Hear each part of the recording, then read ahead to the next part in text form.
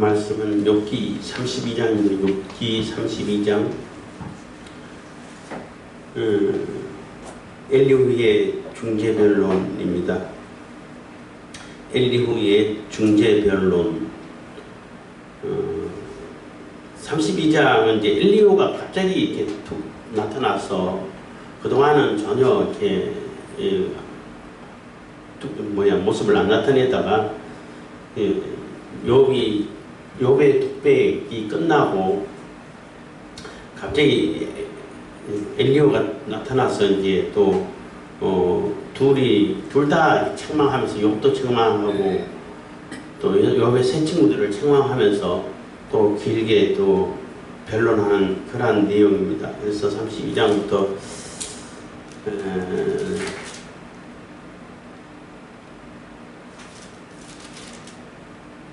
36장 36장 37장까지인가요? 하여튼 길게 이제 변론하는 내용인데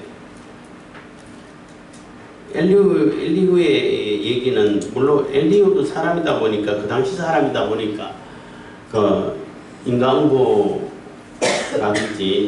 상권문학이라든지 이런 그 기본 틀은 변하지 않아요. 변하지 않은데 이 세 사람 욥의 세 친구보다 좀 더 이렇게 조금 넓은 식견을 가지고 있다고 해야 되나요?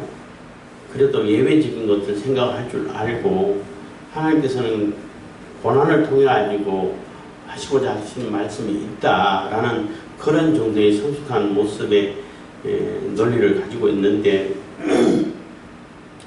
엘리후가 나이가 젊어서 감히 어른들 얘기하는데 끼어들 수가 없어서 예의가 바른 사람이죠.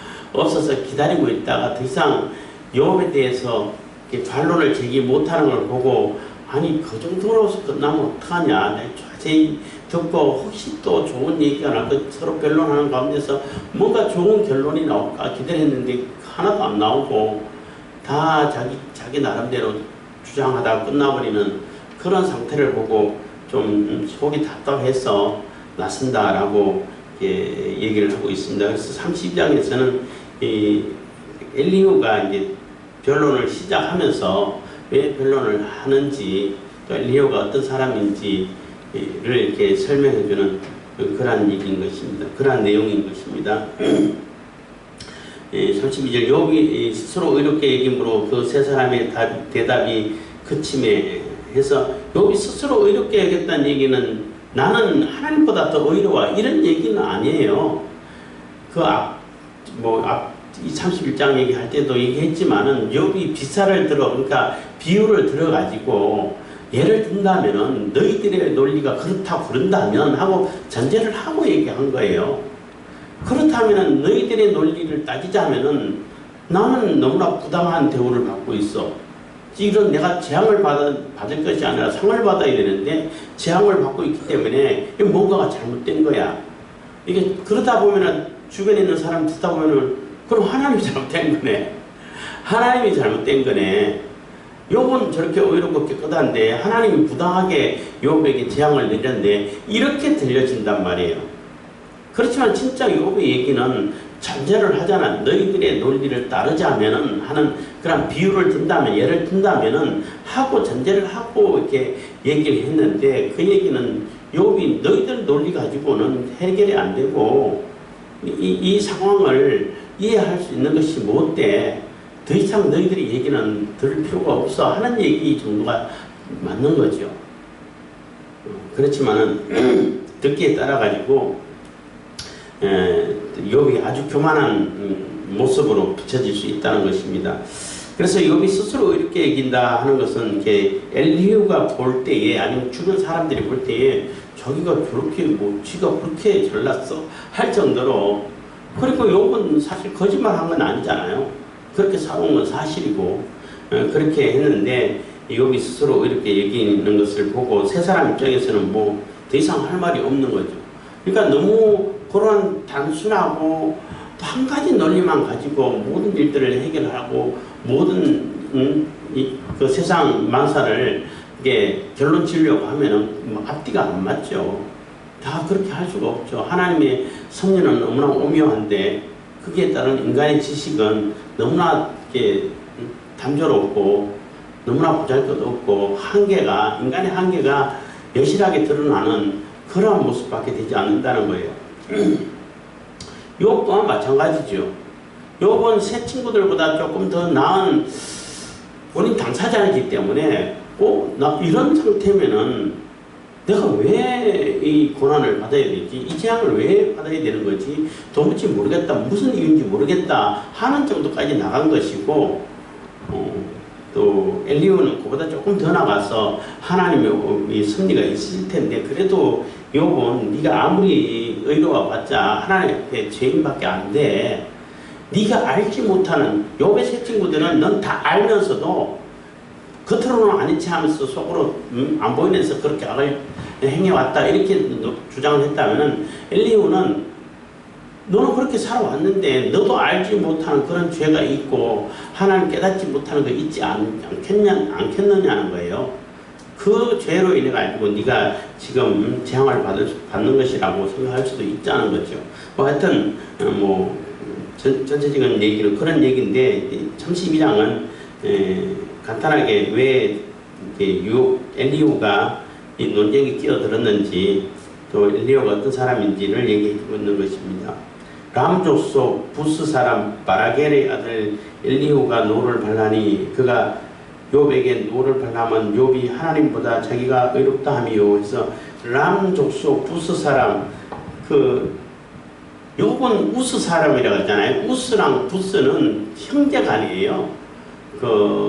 아브라함의 형제의 아들들이라고 볼 수 있냐 이렇게 되는데 어쨌든 욥하고 엘리후는 굉장히 인척관계에 있는 것 같아요. 가까운 사이고 협관계에 있고 그리고 욥이 이렇게 어려움 당하고 갑자기 이렇게 큰 재앙을 당했다 하니까 또 이문차로 미리 와 있었던 것 같기도 하고 와 있었고 그래서 처음부터 이게 욥 세 사람하고 욥이랑 이게 변론한 걸 다 들어봤는데 젊어서 나이가 어리고 하다 보니까 어르신들 얘기 나누시는데 끼어들 수 없다 해가지고 기다리고 있었던 그러한 것 같습니다.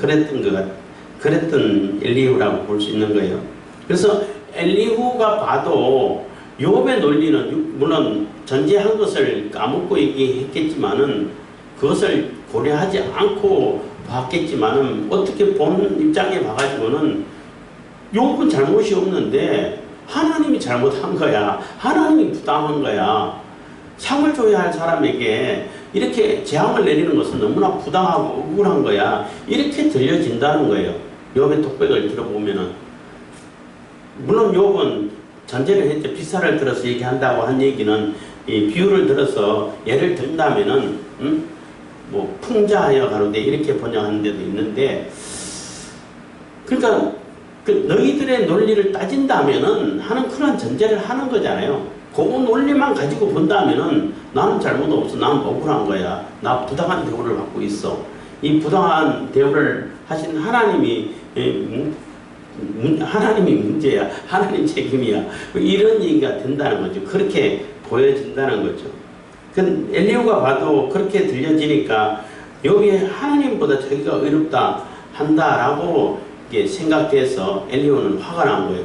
아무리 사람이 의롭다 한들 하나님보다 의로울 수는 없잖아요. 욥 스스로도 그랬어요. 하나님 앞에 깨끗한 자가 누가 있냐? 하나님 앞에 정결한 자가 누구냐? 아무도 없다. 그렇지만은 다 죄인인데 똑같은 그런 대우를 받아야지. 왜 그래도 상대적으로 사람들에 비해 가지고 의롭게 살아 나는 이런 재앙을 당하고 그렇지 않은 자는 그렇지 않고 그런 재앙도 안 당하고 평안하게 지내고 그거는 어떻게 이해를 해야 되냐 하고 질문을 했지만은 아무도 거기에 대한 답을 못 했다는 거예요. 그러다 보니까 이제 욥이 하나님보다 자기가 더 의롭다 라고 주장하는 것처럼 보이게 되어버렸다는 거죠. 어쨌든 엘리후도 그렇게 느껴져서 보는 관점에 따라 다르겠지만은 이게 나서게 됐다는 겁니다. 3절 또 새 친구에게 노를 발라면 그들이 능히 대답지는 못하여도 욥을 정죄함이라. 그래서 새 친구들은 더 화가 나는 게 아니 논리적으로 대답도 못하고 논리적 근거를 제시하지도 못하면서 욥이 죄인이면 왜 죄인인지를 그 근거를 대야 되는데 근거는 대지 못하면서 무조건 욥은 넌 악인이야, 너 잘못한 거야, 넌 죄인이야, 네가 이런 악한 짓을 했기 때문에 이런 결과를 가져온 거야 라고 무조건 주장을 한다는 거예요. 그런 논리가 어디냐는 거죠. 그러면은 욥이 질문하고 있는 그렇지 않다 이러하다고 질문하고 있는 그게 대해서 뭔가 대답이라도 해야 되는데 거기에 대한 답변을 줄 수가 없어. 대답은 못해. 그렇지만 무조건 욥은 악인이야 이렇게 대놓고 무조건 이렇게 정죄를 한다는 거예요. 그럴 거면 왜 논쟁을 시작했냐는 거죠. 엘리후 입장에서는. 그럴 거면 차라리 가만히 있다고 있지 왜 얘기를 했냐 하는 얘기가 되는 겁니다.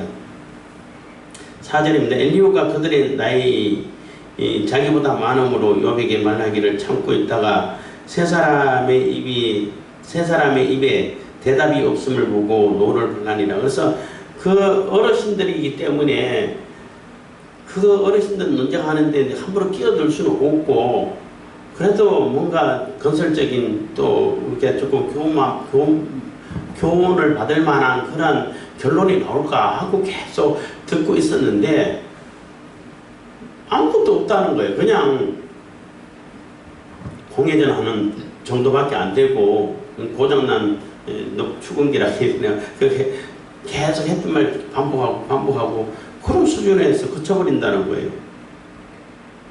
그래서 엘리후가 좀 답답한 마음에서 또 이렇게 노를 발라면서 이렇게 개입하게 됐다는 것입니다. 6절입니다. 부스 사람 바라게는 하나님이 복을 베푸신다 하는 뜻이에요. 바락은 뭐 우리 사람들 사이에서는 뭐 축복한다는 말도 되고 또 하나님 입장에서 우리에게 복을 베푸신다. 또 우리가 하나님 앞에서 하나님에 대해서 바락이라고 이런 표현을 쓰면은 그 표현을 쓰면은 찬양한다, 뭐 하나님을 높인다 이런 뜻으로 쓰여요. 그래서 바락엘이기 때문에 하나님의 복 있는 사람이라는 거죠. 그래서 부스 사람 바락엘의 아들 엘리후가 발언하여 그러되 그래서 엘리후에 대해 가지고 가장 이렇게 좀 더 소상하게 집안이라든지 부족이라든지 이렇게 소개를 하고 있는 것입니다. 그만큼 좀 영향力있고 중요한 사람이라는 거죠. 부스 사람 바라겔의 아들 엘리후가 발언하여 가로되 나는 연소하고 당신들은 연로함으로 참고 나의 의견을 감히 진술치 못하였노라.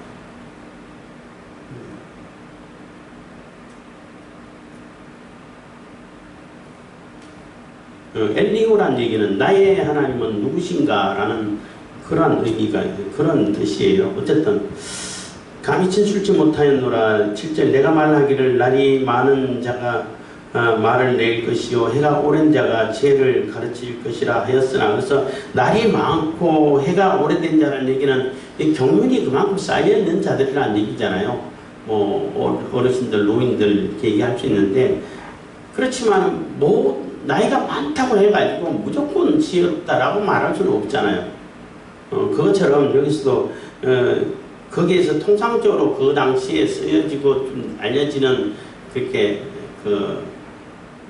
관습과 같은 그러한 얘기를 하는 거예요. 내가 말하기를 날이 많은 자가 말을 낼 것이요 해가 오른 자가 지혜를 가르칠 것이라 하였으나. 그랬지만은 사람의 속에는 심령이 있고 전능자의 기운이 사람에게 총명을 주시나니 해서 그렇지만은 나이가 많다고 해서 무조건 지혜로운 자가 아니야.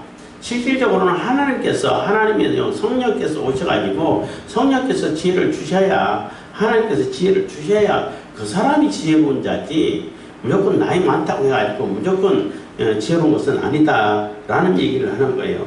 그래서 사람 속에는 심령이 있고 전능자의 기운이 사람에게 총명을 주시나니. 그래서 전능자 하나님의 성령께서 우리에게 내게 하시고 우리와 함께 하시고 성령 충만해가지고 또 이렇게 말을 내게 된다고 일을 한다든지 말을 한다면은 그 사람이 지혜로운 자고 그 사람이 아주 탁월함을 볼 수 있는 자가 된다는 거예요. 그래서 나의 많고 적음이 기준이 아니라 하나님의 성령께서 계시냐 안 계시냐, 하나님께서 지혜를 주셨냐 안 주셨냐, 여기에 따라 가지고 지혜로운 자가 있고 지혜롭지 않다 아는 자가 있다는 거예요. 엘리야가 지금 이런 얘기를 자꾸 하는 것은 자기가 젊었잖아. 젊었기 때문에 이런 얘기를 안 하고 무조건 하면은 아유 저 이렇게 버릇없는 사람 이렇게 비난을 들을 수 있기 때문에 조금 이렇게 변명처럼 얘기를 하는 거예요. 구체적으로 설명하는 겁니다. 9절입니다. 대인이라고 지혜로운 것이 아니요 노인이라고 공의를 깨닫는 것이 아니니라. 그래서 대인이라고, 그래서 대인 권력 있고 영향력이 있는 사람들, 권력 있는 사람들이라 해갖고 무조건 그 사람들이 지혜로운 사람이고, 또 노인이라고 다 공의를 깨닫고 그렇지는 않는다는 거예요. 물론 대부분 나이 많은 경륜이 많이 쌓인 사람들이 지혜로운 것은 맞는데 반드시 그렇지는 않다는 거죠. 그래서 하나님께서 지혜를 주셔야만 되고, 그 하나님께서 주신 지혜가 있는 자가 지혜로운 자가 되고 공의를 깨닫는 자가 된다는 거죠. 10절 그러므로 내가 말하노니 내 말을 들으라. 나도 내 의견을 보이리라. 그래서 그러기 때문에 내가 젊었지만은 어르신들이 있긴 하지만은 그 수준에서 멈춰버리고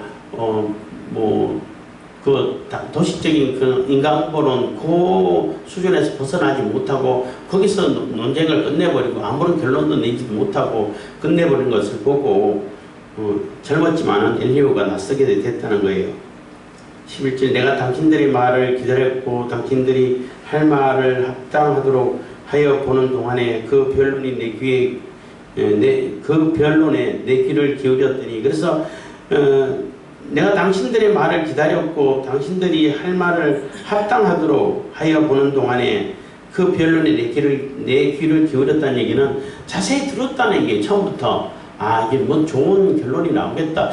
뭔가 좋은 우리가 알지 못하는 좀 지혜를 얻고 교훈을 받으실 만한 그러한 내용이 나올 수도 있겠다 하고, 그래서 귀를 기울이고 기다렸는데 아무것도 안 나왔다는 거죠.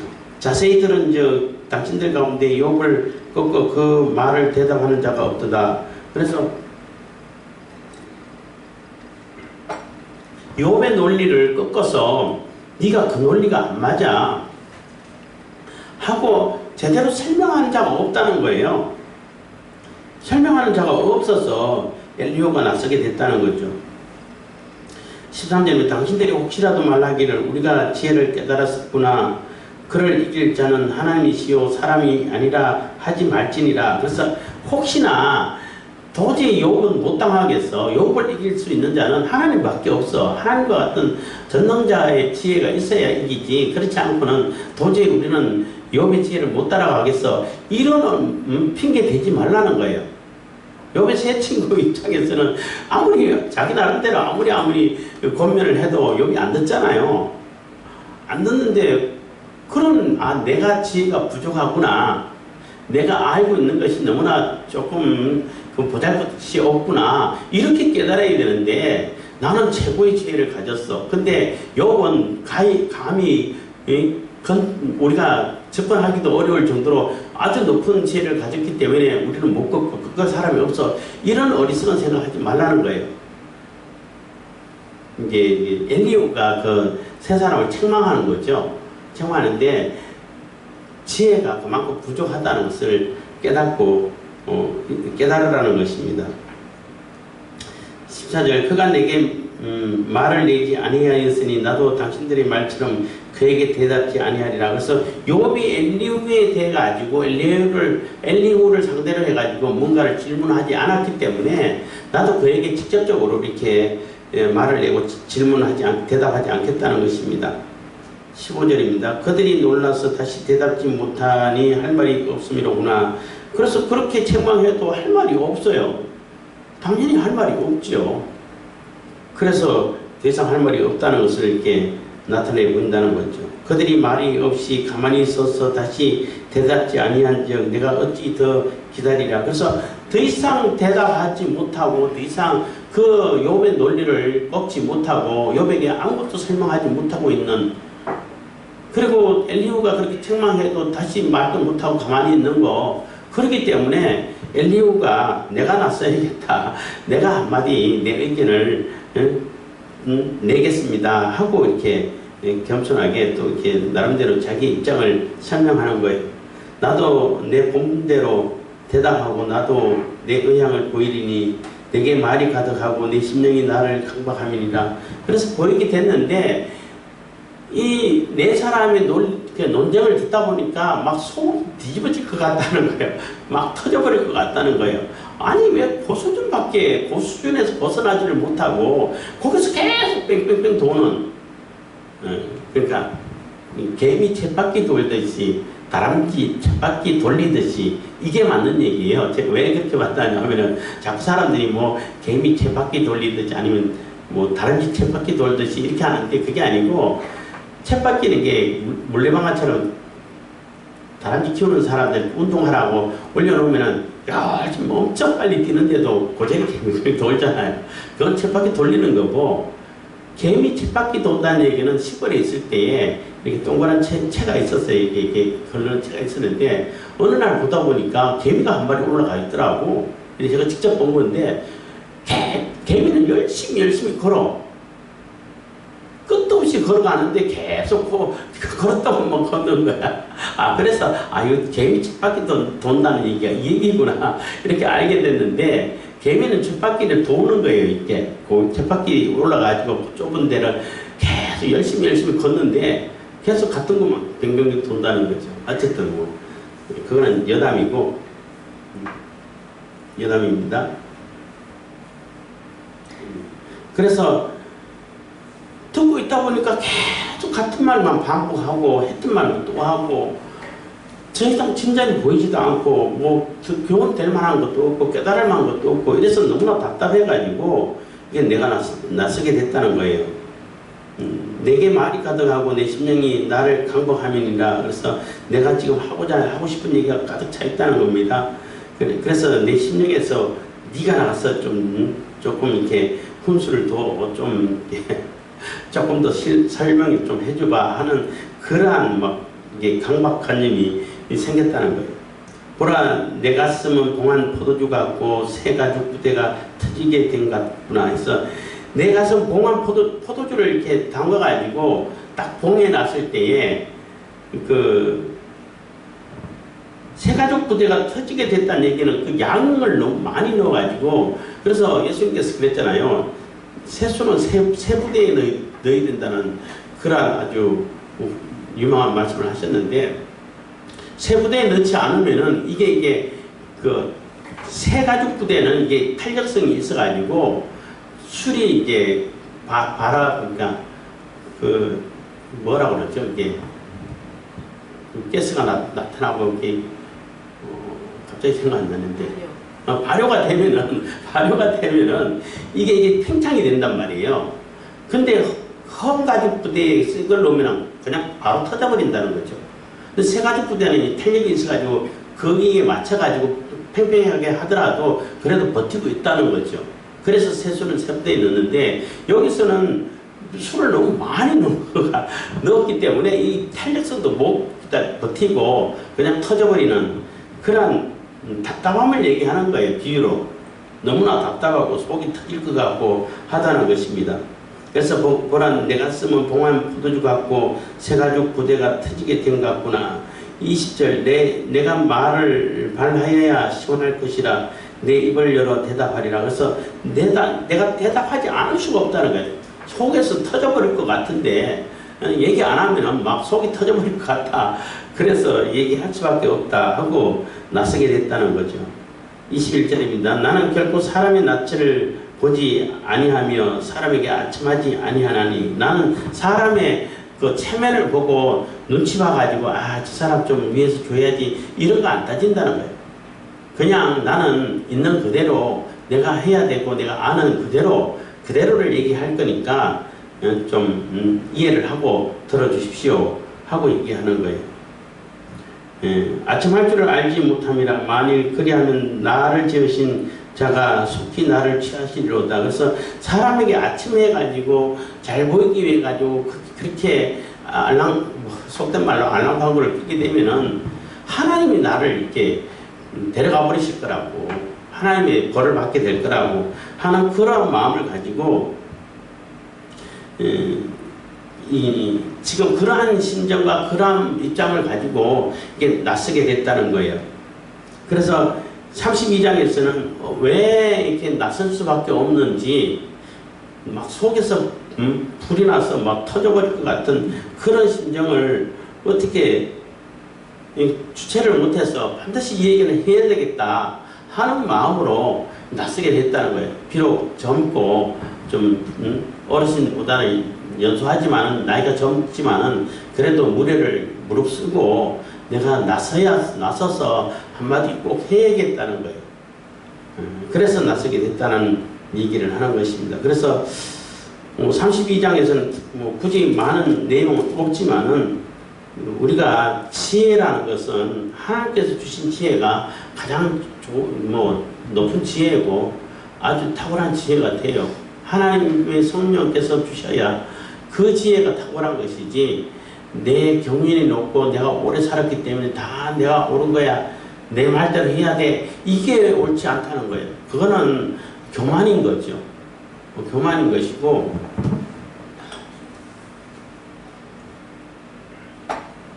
젊었다 하더라도 하나님께서 주신 지혜가 있으면은 그 지혜를 표출할 수 있게 되는 것이고, 또 유능한 지도자는 그런 사람들을 알아보는 자가 유능한 지도자예요. 저 사람은 뭔가 탁월함이 있어 라는 것을 알아볼 줄 아는 그러한 사람을 또 이렇게 또 그 필요한 자리에 쓰는 그 모사를 두고 쓰게 되면은 아주 훌륭한 장수가 되죠. 지도자가 될 수 있어요. 그런데 무조건 너는 어디 출신이 아니기 때문에 얼마 공부도 안 했기 때문에 나이도 얼마 안 됐기 때문에 무조건 안 돼, 이렇게 겉으로 나와 있는 그런 모습을 보고 판단하게 된다면은 결코 올바른 판단을 할 수가 없는 거죠. 그래서 우리나라에 이제 특별히 학연, 지연, 혈연 이런 부작용이 많다고 그러는데 앞뒤 따져보지도 않고 능력도 찾아보지도 않고 우리 가족이니까, 우리하고 같은 편이니까, 또 나하고 아는 사람이니까 이렇게 자리를 정하고 주게 된다면은 결국 그 사회는 굉장히 타락한 사회가 될 수밖에 없고 발전하지 못하는 정체된 사회일 수밖에 없다는 거죠. 지금 우리 사회가 그런 모습이 너무나 만연한데 결코 바람직하지 않다는 것입니다. 기도하겠습니다. 사랑해 주신 감사합니다. 이 시간에도 은혜와 복을 베푸신 감사드립니다.